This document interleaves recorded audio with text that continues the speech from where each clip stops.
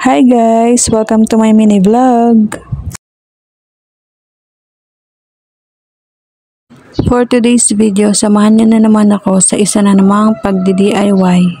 At dahil nga dumating na nga yung ating ina-order na sticker wallpaper, kaya naman tara at ilagay na natin. Bali kung napanood nyo nga yung aking unang mini vlog na pagdi-DIY ng wall, ito yung karugtong niya na hindi na inabutan nga ng wallpaper. Dahil nga hindi naman ganun kalaki yung ating extra budget para sa pag-DIY, kaya itong part na to hindi na siya naabutan ng ating wallpaper. Kaya naman nung nagkaroon ako ng extra budget para sa pag-DIY, dali-dali na akong umorder ng aking sticker wallpaper para nga matapos na itong part na ito na hindi nalagyan ng sticker. At ayan nga, nag-umpisa na nga akong mag-DIY. Siyempre, sinukatan ko na muna itong ating wall kung gaano kahaba yung aking gugupitin. At pagkatapos ko nga masukatan ay pinagpuputol ko na para nga mas mabilis na lang yung aking pagdidikit. Bago ko nga idinikit itong aking mga stickers, pinagtatanggal ko nga muna yung mga nakalagay sa ating altar. At heto nga, inumpisahan ko na nga idikit itong aking sticker habang busy pa manood ang aking mga chikiting. Gabi na nga ng mga oras na yan, kaya nga minamadali ko na rin yung aking pagdidikit. Medyo nahirapan din ako sa pagdidikit ng ating sticker kasi nga sobrang taas ng ating wall. Kahit nga 2 upuan na yung pinagpatong ko dyan, hirap na hirap pa rin ako. Pero sulit naman yung paghihirap ko dahil nga nung natapos ko na yan ay sobrang ganda nga tignan at malinis na. Dahil nga bahay tayo, wala naman tayong ibang gagawin kesa naman makipagmarites tayo sa iba at makialam ng buhay ng iba. Bahay at buhay na lang natin ang pakialaman natin. O diba, nakapaglinis na tayo, napaganda pa natin yung bahay natin. Isa sa pinakakinahihiligan ko talagang gawin yung pag-aayos ng bahay at paglilinis. Dahil nga pag nakikita kong maganda ang bahay namin at malinis, sumasaya talaga ako. Kahit nakakapagod, sulit naman basta nakita mo na yung kinalabasan ng pagpapagod mo.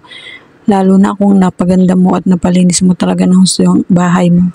At ayan, mabalik nga tayo dito sa aking ginagawa. Ayan, natapos ko na nga dikitan tong part na to. Ang saya ko nga ng mga oras na yan dahil nga nakita kong nabuo na nga yung side na to.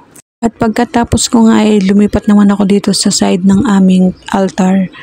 Ito nga yung nilagay kong wallpaper para nga ma-highlight yung aming altar.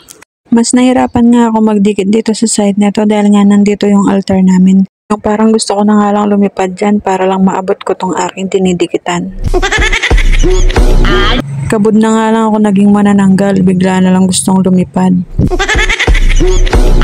Hirapan yarn.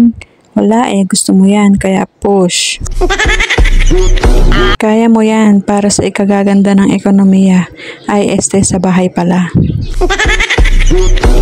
Kung pwede nga lang isang pitik lang dikit na lahat. Magician yarn. Hindi nyo kung ano-ano na lang yung naiisip. Kanina kabud na lang naging manananggal.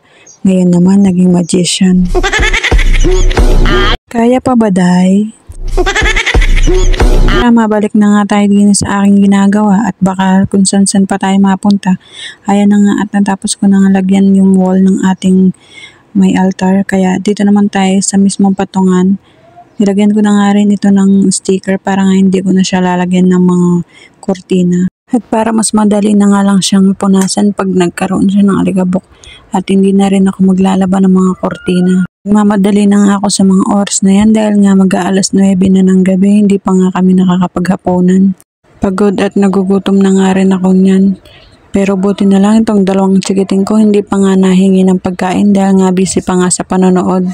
Isa sa kinahihiligan kong gawin ngayon bukod sa paglilinis ng bahay at pagdi-DIY ay ang pagbablog. Dahil nga nakakalibang din yung pagbablog, paggawa ng content pero hindi siya ganun kadali kasi nga yung pag-i-edit mo pa lang, aabutin ka na ng ilang oras. Lalo na yung sa pagbo-voice over kasi nga iisipin mo pa yung mga sasabihin mo. Tapos pag nagkamali ka pa nga sa mga sasabihin mo, paulit-ulit pa. At kapag may mga maiingay, uulitin mo na naman.